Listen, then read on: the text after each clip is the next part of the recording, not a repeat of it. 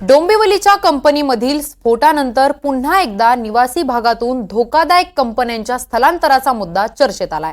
स्फोट झाला की स्थानिक प्रतिनिधी घटनास्थळाकडे धाव घेतात, आश्वासन देतात आणि काही दिवसांनी सगळं विसरून जातात, अशी डोंबिवलीकरांची नाराजी आहे। या दुर्घटनेनंतर डोंबिवलीकरांच्या काय प्रतिक्रिया आहेत आपण पाहूयात। नमस्कार, एनडीटीव्ही मराठीच्या बोल बिंदासमध्ये आपल्या सगळ्यांचं स्वागत। यावेळी मी डोंबिवलीमध्ये आहे आणि डोंबिवलीमध्ये आज एक घटना घडलेली आहे, ती म्हणजे MIDC मध्ये एका केमिकल फॅक्टरीला आग लागलेली आहे आणि यावरून विविध प्रकारचे प्रश्न जे आहेत ते उपस्थित केले जातात आणि या सगळ्यांवरती चर्चा करण्यासाठी आपल्या सोबत आहेत डोंबिवलीमधील स्थानिक नागरिक आहेत, समाजसेवक आहेत, त्याचसोबत अभ्यासू मंडळी आपल्या सोबत आहेत। आपण त्यांच्याशी बातचीत करणार आहोत। मला सांगा, ही घटना घडलेली आहे, यापूर्वी देखील अशा पद्धतीची एक घटना घडली होती, भीषण अशी आग लागली होती आणि त्यानंतर सांगितलं गेलं होतं की अशा पद्धतीच्या ज्या केमिकल फॅक्टरीज आहेत त्या बाहेर करण्यात येतील। काय नेमकं झालेलं आहे? 2016ला प्रोबेसची घटना घडली, ती त्याच्यानंतर 2020च्या दरम्यान इथेच बाजूला असलेली मेट्रोपॉलिटन केमिकल्स याही कंपनीला आग लागली होती आणि त्याच्यानंतर आता ही अंबुदान आणि अंबर केमिकल्स अशा दोन कंपन्यांना आग लागली। आता ह्याच्यातली पहिली आग कुठल्या कंपनीला लागली याचा प्रशासनाचा आता शोध चालू आहे। आता आग बऱ्यापैकी आटोक्यात आलेली आहे, फायर ब्रिगेडची लोक अजूनही काम करत आहेत, प्रशासनाची सगळी यंत्रणा आत्ता इथं आहे। पण मुळात आत्ताची प्रशासनाची यंत्रणा जागी होऊन इथे आलेली आहे। त्याच्याऐवजी 2014-16च्या प्रोबेसच्या घटनेनंतरच या सगळ्यावर उपाययोजना होणं अपेक्षित होतं। काही प्रमाणात त्या झाल्याही, पण ज्याप्रमाणे त्याचं व्यवस्थित दरवर्षी ऑडिट व्हायला पाहिजे, फायर ब्रिगेडच्या यंत्रणा ज्या लावून घेतल्या गेल्या पाहिजे त्या लावलेल्या नाही, MPCBचा जो कंट्रोल असायला पाहिजे, या सगळ्याचा अभाव या सगळ्या वारंवार घडणाऱ्या घटनांमुळे दिसून येतो आहे। अनधिकृत बांधकाम घरांच्या बाबतीत, कल्याण डोंबिवलीच्या बाबतीत जी चर्चा केली जाते त्याही पेक्षा भीषण MIDCतलं अनधिकृत बांधकाम आजच्या घटनेला खूप जबाबदार आहे। कारण एका कंपनीला लागून दुसऱ्या कंपनीचा बॉयलर, त्यामुळे एका कंपनीतली आग दुसऱ्या कंपनीत आज गेलेली आणि जवळजवळ आज 5 ते 6 कंपन्या आजूबाजूच्या बेचिराग झालेल्या आहेत। जिथे बाकीच्या ठिकाणी निष्पाप कर्मचारी ज्यांचा या सगळ्याशी संबंध आहे त्यांचाही आज कोण गंभीर जखमी आहे, कोण मृत्युमुखी पडलेला आहे। मागे जेव्हा कंपनीमध्ये अशा पद्धतीची याच MIDC मध्ये किंवा आसपासच्या परिसरामध्ये आग लागली होती, त्यानंतर जी पावलं उचलणं गरजेचं होतं किंवा ज्या उपाययोजना करणं गरजेचं होतं त्या का झाल्या नाहीत असं आपल्याला वाटतं? नाही, मी तेच सांगितलं, काही प्रमाणात त्या झाल्याही।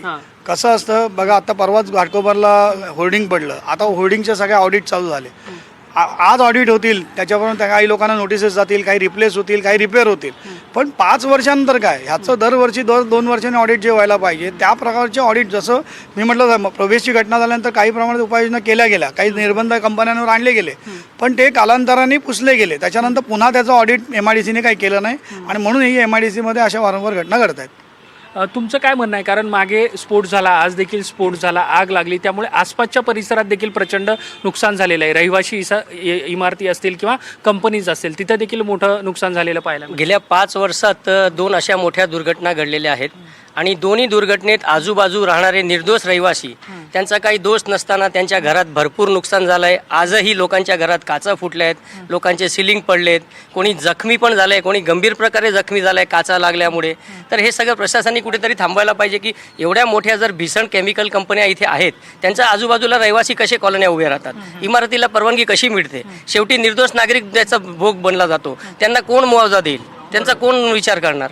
नाही, तुम्ही आता जे काही नुकसान भरपाईचं म्हणताय, मागे जेव्हा आग लागली होती किंवा जे काही नुकसान झालं होतं, जे स्थानिक नागरिक सांगतात तेच नुकसान भरपाई अजून मिळाली नाही मिळाली, कारण त्यांचं ऑडिटच वेळेवर येत नाही, कोणी नुकसान सर्वे करायला नीट येत नाही, काही लोकांचा सर्वे होतो मोजक्या लोकांचा, काही लोकांचा सर्वे होत नाही, मग ते लोक न्याय मागायला जातील तरी कुठे? आता याच्या त्या कंपनीत पण जे कामगार असतील का त्यांच्या घरचे कोणतरी जे कमावणाऱ्याचा जीव गेलेला आहे, त्यांना कोण पोचणार आता, त्यांची काय? अनेक लोक गंभीर जखमी झालेत। बरोबर, आणखी काही नागरिक आहेत, रहिवासी आहेत, आपण त्यांच्याशी बातचीत करूया। मला सांगा, हे सगळे काही स्फोट होतात, आगी लागतात, त्यामुळं भीती वाटते या सगळ्या परिसरात राहताना? हो, वाटते ना। भीती तर वाटतेच, पण आता जो स्फोट झाला त्याच्यामुळे घरातल्या लोकांचं भरपूर नुकसान झालेलं आहे। म्हणजे एक तर किचनमध्ये बाई काम करणाऱ्या त्यांच्या बाजूला येऊन लोखंडाचा तुकडा पडलेला आहे, तो त्यांच्या डोक्यावर जर का पडला असता तर त्यांचं काय झालं असतं, त्यातून त्या बचावला ही गोष्ट वेगळी, पण याच्यावरती काहीतरी ठोस उपाययोजना व्हावी अशी इच्छा आहे। म्हणजे इथल्या नागरिकांना भीतीच्या छायेतच राहावं लागतंय? हो, राहावं लागतंय ना। काय तुमचं आता जे काही संबंधित यंत्रणा असतील, मंत्री असतील, प्रशासन असेल, त्यांना काय सांगायचं तुम्हाला? त्यांनी योग्य ती म्हणजे कारवाई करून योग्य ती ठोस पावलं पुढे उचलावीत। बरोबर, बरं। बरं, तुम्ही काय सांगाल, काय पावलं उचलणं गरजेचं आहे? नाही, याच्यामध्ये आत्ता जो स्फोट झाला आहे ना, मी जे मगाशी म्हटलं मेट्रोपॉलिटन कंपनी आणि आत्ताच्या ह्याच्या बाजूला म्हात्रेपाडा नावाचा एक छोटा पाडा, आज गेले 100 वर्षे त्यांची घरं इथे आहेत. या म्हात्रेपाड्यामधल्या लोकांना सातत्याने दहशतीच्या वातावरणात राहावं लागतं आहे आणि त्याला कारण एकच आहे की ह्या म्हात्रेपाड्याच्या आजूबाजूच्या भागामध्ये ज्या केमिकल कंपन्यांना MIDCने परवानगी दिलेली आहे त्याच्यामध्ये कुठलेही नॉर्म्स पाळले जात नाही. याच्या आधी पण मेट्रोपॉलिटनचा जेव्हा आग लागली होती आणि स्फोट झाला होता तेव्हासुद्धा ह्या म्हात्रेपाड्यातल्या सगळ्या लोकांना घरं रिकामी करायला लागली होती. आता सगळ्यांचा गावकऱ्यांचं म्हणणं हेच आहे की ही आमची पारंपरिक घरं आहेत, ही काय आम्ही आत्ता बांधलेली नाहीत, पिढ्यानपिढ्या आम्ही इथे राहतो. तर ह्याच्या बाजूला MIDCची परवानगी देताना त्यांनी विचारलं, जसं गावठाण सोडून MIDCला परवानगी दिली जाते तर गावठाणाला परवानगी विचारात घेऊन परवानगी न देता गावठाणाच्या बाजूला परवानगी देण्याच्या मागे प्रशासनाचा काय हेतू होता त्या काळातला. पण आता तरी त्याच्यात सुधारणा झाली पाहिजे. ह्या दहशतीखाली त्यांनी किती दिवस जगायचं याला पण काहीतरी महत्त्व आहे ना. त्यामुळे उपाययोजना हीच की एकतर ह्या आजूबाजूच्या कंपन्यांना स्थलांतरित करणं, त्यांच्यावर निर्बंध आणणं किंवा त्यांच्या सगळ्या नॉर्म्स पाळले जातील, रूल्स अँड रेग्युलेशन जे MPCBचे असतील, फायरचे असतील आणि MIDCचे असतील, ह्या सगळ्या काटेकोरपणे पाळल्या जातील याची दक्षता प्रशासनाने घेणं हाच उपाय आहे त्याच्यावर. ही सगळी घडलेली घटना पाहता, मागे पण घटना घडतात आहे, आता पण घडतात आहे, नुकसान होत आहे, काय मनात येतं नेमकं? काय म्हणतात आता याच्यामध्ये जे कंपनीमध्ये मध्यमवर्गीय जे काम करतात, आज त्यांचं कुटुंब त्यांच्या हातावर चालते, त्यांनी आज कमवलं तर संध्याकाळी ते जेवतील, अशा आता त्यांच्या घरातलाच एखादा व्यक्ती राहणार नसेल तर त्यांनी बघायचं कोणाकडे? शासन या बाबतीत काय मदत करेल? कारण दरवेळेला निवडणुकीच्या टायमाला काही असू दे, विधानसभा असू दे, लोकसभा असू दे, कोणत्याही इलेक्शनच्या टायमावर MIDCच्या कंपनीचा प्रश्न हा मूळ मुद्दा होतो की बाबा कंपन्या शिफ्टिंग होणार, इकडे होणार, तिकडे होणार, पण त्या बाबतीत आत्तापर्यंत काही ठोस निर्णय आत्तापर्यंत आलेला नाही आहे. बरं, आणखी काही नागरिक आहेत, त्यांच्याशी बातचीत करू. मला सांगा, आता सगळी संबंधित यंत्रणा आल्या, मंत्री आले, खासदार आमदार आले, त्यांनी परत नव्याने स्थानिकांशी बोलताना काही आश्वासनं दिलेली आहेत, कसं बघता याकडे? ये येऊन गेले तो हिंदी में बात करो तो आगे हम तो इधर ही अंदर बैठा था, काम कर रहे थे, तो ये अचानक नहीं, अभी ये जो पूरी घटना हुई, बहुत से लोग आए, मंत्री आए, आमदार आए, खासदार आए, पूरे अधिकारी आए, पीछे भी घटना हुई थी, अभी भी घटना घटी है, बहुत कुछ बोला भी उन्होंने, ये करेंगे वो करेंगे, क्या लगता है?